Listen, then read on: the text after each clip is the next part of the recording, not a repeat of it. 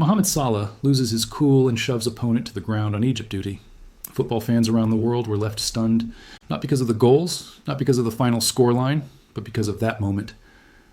A moment of frustration, a flash of anger, a brief, uncharacteristic lapse from one of the calmest, most beloved stars in world football, Mohamed Salah. Yes, the Egyptian king, the smiling assassin of Liverpool, known for his humility and focus, was caught on camera shoving an opponent to the ground. Both hands, full force, in the middle of an international World Cup qualifier. The stadium gasped. The commentators hesitated. Fans watching across Africa blinked twice.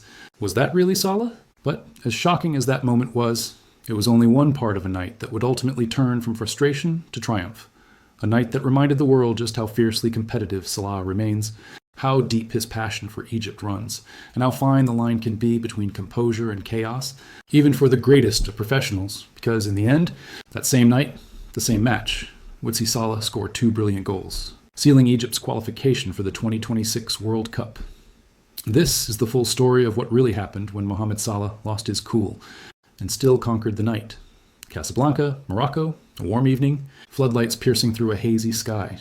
Egypt were playing away to Djibouti, but because Djibouti's home ground doesn't meet FIFA's standards, the fixture was relocated to Casablanca. The stakes were clear. A win here would secure Egypt's place at the next World Cup. And if there's one man who knows how much that means, it's Mohamed Salah. From the first whistle, Egypt dominated. The Pharaohs were faster, sharper, hungrier, and it didn't take long for the breakthrough. Ibrahim Adel opened the scoring with a confident finish, putting Egypt up 1-0 early on. The traveling fans, mostly Egyptian expatriates and local supporters, erupted in joy. But as the match rolled on, Djibouti began to slow the game down. Fouls, time-wasting, arguments, the typical underdog tactics to frustrate a stronger side. And it worked. The tempo broke down. Egypt's rhythm faltered, and that's when it happened. Egypt had already built a comfortable 2-0 lead when the referee blew for a free kick, but before the ball could be taken, Djibouti defender Aboubakar Abdi stepped over the ball, deliberately, almost provocatively, shielding it with his body, preventing Salah and his teammates from restarting play quickly. For a split second, Salah hesitated. You could see the frustration boiling. The camera zoomed in on his face, eyes narrowed, jaw clenched. Then, in a flash, Salah shoved Abdi to the ground, both hands to the chest. The defender fell dramatically, arms wide, as players rushed in to separate the two. The referee sprinted toward the incident. Egyptian fans held their breath. Was their captain about to see red? Miraculously, or perhaps mercifully, the referee chose restraint, no card. Just a stern warning. Salah turned away, shaking his head, and within seconds, the Egyptian captain was back to business, barking instructions, repositioning his teammates, channeling that frustration into focus. The crowd roared again, partly in relief, partly in awe. Even the calmest stars can break, if anything. That shove lit a fire in him. From that moment, Salah was unstoppable. Minutes later, he got on the end of a quick passing sequence, darted into the box, and beat the goalkeeper at the near post, his first of the night. A crisp, clinical finish that silenced the earlier tension. Then came his second. And it was pure world-class Salah. A lofted through ball sailed over Djibouti's backline. Salah read it perfectly, timing his run to perfection, meeting it midair with a sublime first-time lob volley. The ball floated past the helpless keeper and dipped beautifully into the net. 0. Egypt. The shove? Forgotten. The controversy? Overshadowed. Not Egypt's qualification. Secured. Those 2 goals weren't just goals. They were milestones. They took Salah's international tally to 61 goals in 106 appearances for Egypt, solidifying his place as the country's all-time top scorer. Every strike, every record, adds to the growing legend of the Egyptian king. Not just a Premier League icon, but a national hero. And yet, amid the glory, there was a reminder. Football isn't just about skill or fame. It's about emotion, passion, pressure, even for Salah. That passion sometimes spills over. To truly understand why qualification means so much to Salah, you have to go back to 2018, the World Cup in Russia. A dream that turned into heartbreak. Salah had led Egypt to the tournament for the first time in 28 years. But disaster struck in the Champions League final just weeks earlier. In a clash with Sergio Ramos, Salah suffered a shoulder injury that nearly ruled him out entirely. He later recalled the agony. I went to play in the World Cup. It's a dream, but I wasn't fit. I'd go to my room and cry almost every day. Before the first game, when I didn't play, I was on the bus crying. I went to the bathroom, crying again. I wanted to play, but I knew I wasn't fit at all. Those weren't the words of a superstar.